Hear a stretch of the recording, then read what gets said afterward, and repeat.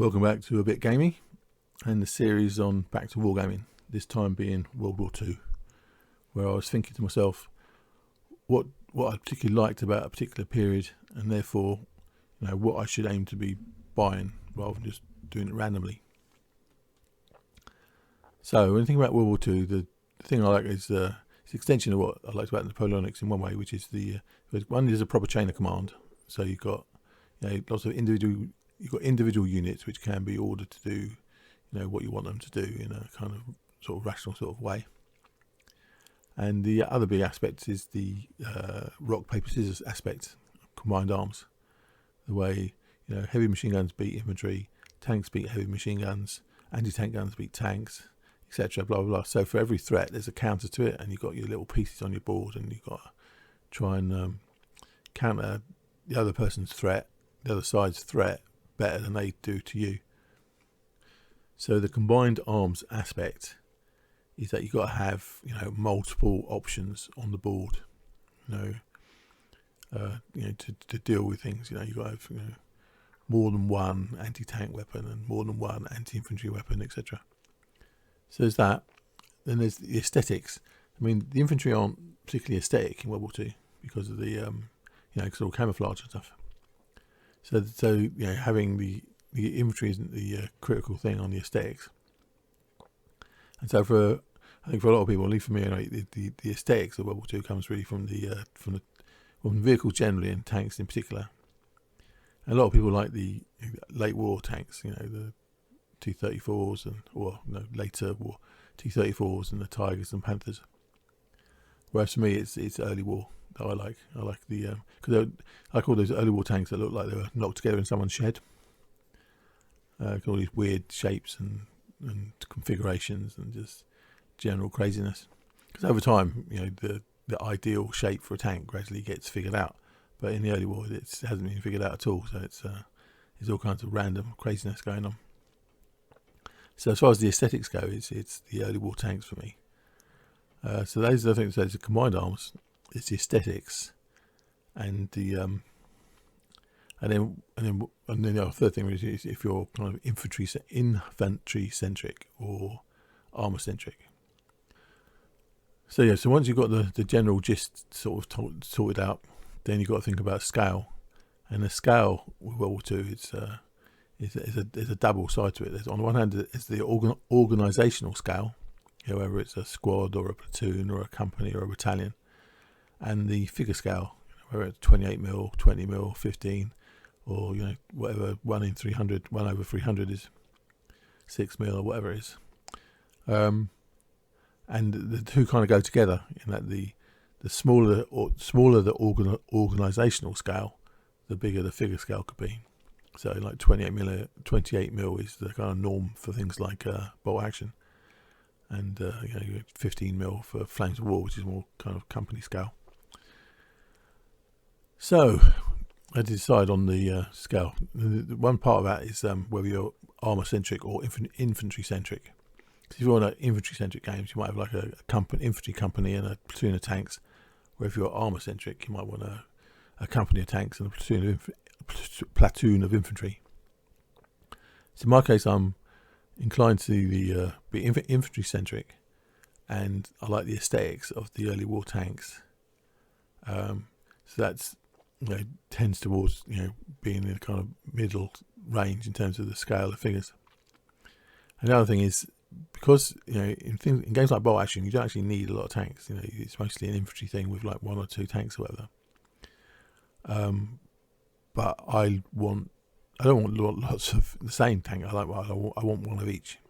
And the thing about 28mm is the tanks are quite they're pricey, but also they're kind of bulky. You've got to transport them around. And to say, if you was just playing a game we just had a couple of Shermans, that wouldn't matter. But me, I want one of all the weird early war tanks. The British Mark 6 and the Matildas and Germans, Panzer 1, Panzer 2, blah blah blah. So I want one of each. So I don't want to be shelling out. I want one of each mainly for aesthetic reasons, because I like looking at them, not necessarily for playing with. I'll play with them occasionally, but it's like whatever. They won't be every game. So I don't really want to shell out loads of money on 28mm tanks. So it's going to be it's 15mm or 20mm. I was thinking. If it's armour centric, I'll probably just go straight for 1/300. But I say I'm infantry centric by inclination. So and then I got some 15mm World War II infantry, but I didn't enjoy painting them at all. Maybe I'll try again probably when I'm a bit better painting. So I set in the end I settled on the 20mm. So 20mm figures and tanks, that's one thing. And then on the scale, I mean, you can use 20mm for games like Bolt Action. There's no reason why you can't. But I'm more inclined towards the more company level or battalion level game. So I was tending towards thinking about either Crossfire, which is a company level game, or Rapid Fire, which is more battalion level, or even brigade, depending on, at least on my small table, it's going to be a kind of battalion level. So that was all fine. So that was quite quick and easy really to decide on that. And plus on the using 20mm, there's a sort of nostalgia effect because of the reminds me of the old Airfix I used to have. So that was quite easy. That little decision, getting to the decision of what I was going to do. So I started buying some stuff. So this is where, as far as I got with the World War II. These are base for Crossfire. In Crossfire, you have a base of 3 figures, and that's meant to represent the squad. So you have 3 squads, or 3 bases, meant for 3 squads, and then you're supposed to have just an officer figure for the leader. Well, I did it as 2 because the officer and the runner, just because I don't know why, just felt like it. So then you have your 3 platoons of 3 bases each and the officer figure, and then you should have a company commander. And in Crossfire, because it's scaled up roughly, it's roughly kind of like 1 to 3 sort of scale.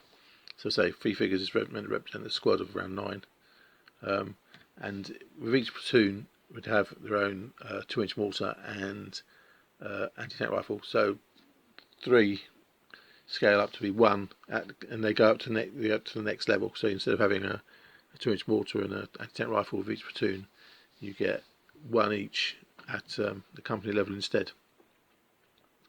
So that's all fine.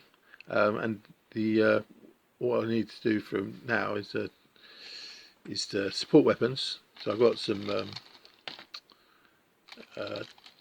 3-inch mortars and heavy machine guns. So I need to do them, and a forward observer team for the battalion mortars. Did some 37mm anti-tank guns, but I was in such a hurry I did them all wonky. I don't know if you can see.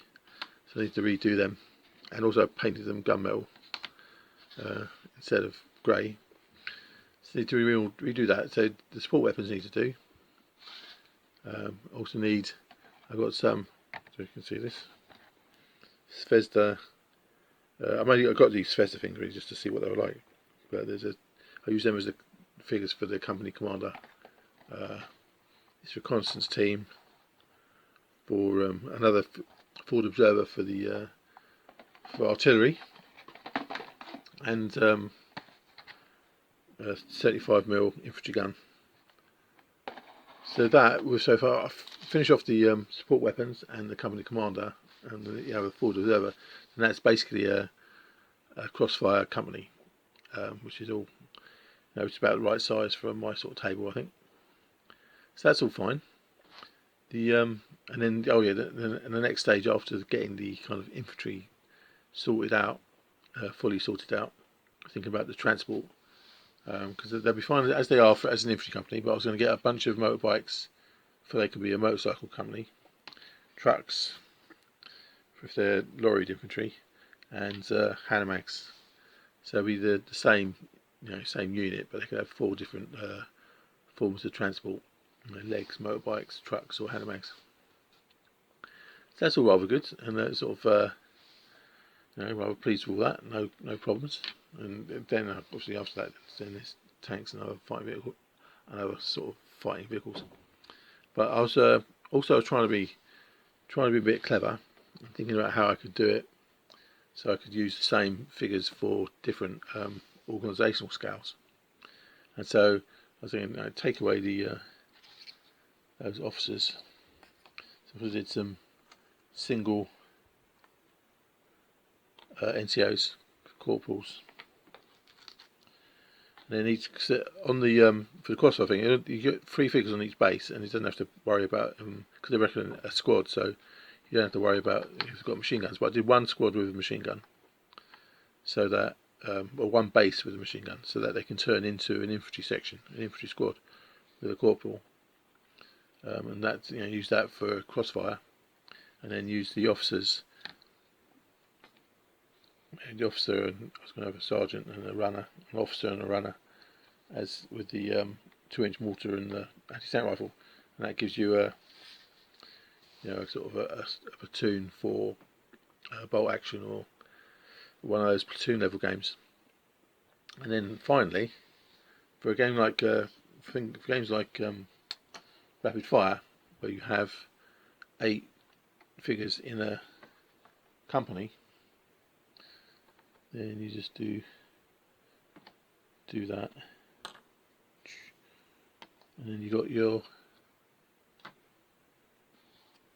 3 8-figure. That's a company, and they do a similar thing in Rapid Fire, where you scale up the 2-inch mortars and anti-tank rifles, and then you've got enough figures spare to make a 4th company if you want from those figures you didn't use.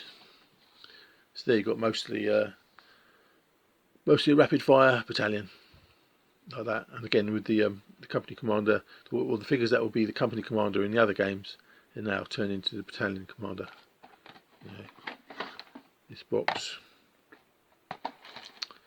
So yeah, and the thing is, you can use your support weapons for all those different scales. You can use a 37mm anti-tank gun as either in a bolt action game or in a crossfire game or rapid fire. It doesn't matter. So that was the idea, and I was there's all good fun. All works, because in bolt action and things like that, if you're using them in that sort of format, it doesn't matter if they're on 3-figure bases, because you can just put little markers for casualties and stuff. But I'm quite tempted. This is a bit silly probably. I'm quite tempted to do 3. Then leave that for crossfire, and then have a single base platoon, single base figures for the platoon scale games, and maybe even a separate one for the rapid fire as well. I don't know. It's really just looking for an excuse to paint more figures, to be honest. So there's no problem with using these for bolt action, saying with little counters for casualties. But I'm inclined to get some of those bases where you have you can put single figures in them, like movement tray things, and have a separate group for the different games. But to be honest, it's a bit silly really. It's mainly just an excuse to, because I painted these really fast when I got them, and I'm they're quite enjoyable. I mean, they're terrible painted, but I've got a bit better since then, so I'm quite tempted to do some more, and then base them in different ways for other games. But overall, that's pretty good. I'm quite pleased with it. To say, given the issues I had with both Napoleonics and Ancients, this isn't a problem at all. Because the only problem with these is that I'm inclined to do more. I want to do more. I want to paint more.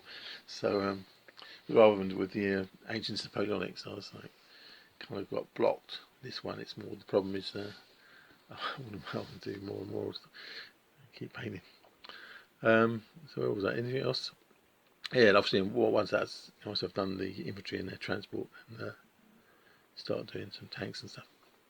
I also got to find something to fight, obviously, rather than a little civil war, Germans versus Germans. Yeah, so that was basically it. So I'm quite happy with all that. It's all working out quite well. And I was going to do some reviews, because I say I can't even mention it, but when I first got these, I got these a few figures from a bunch of different companies like Elheim and Early War Miniatures and stuff. But I was in such a hurry to paint them, and getting based up. I forgot which was which, so I can't really do a review of those. But I did get some other stuff afterwards. It hasn't been done yet. So I say these Zvezdas, so I'm going to do a review on them, and the trucks and Plastic Soldier Company, blah blah. So I'm going to do a few little reviews of that, just to give my opinion on them. All generally positive. Is that it? I think that's it. So the only problem I have with early war is it's over too quick. You know, the initial German attack was so successful, and their race to the Channel was so successful that it was all over, you know, almost before it started. And so I'm going to have an alternate history version of World War II that makes the fall of France take a lot longer, just to be more entertaining for me.